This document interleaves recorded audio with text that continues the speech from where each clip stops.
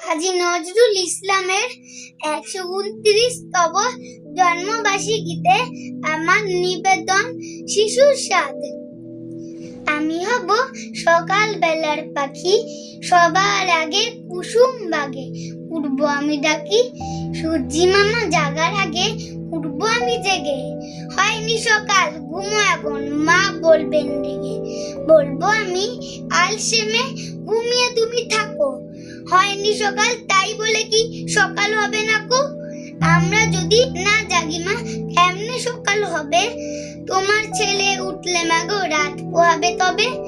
উষা দিদি ওঠার আগে উঠবো পাহাড় চূড়ে, দেখবো নিচে ঘুমায় শহর শীতের কাঁথা মুড়ে।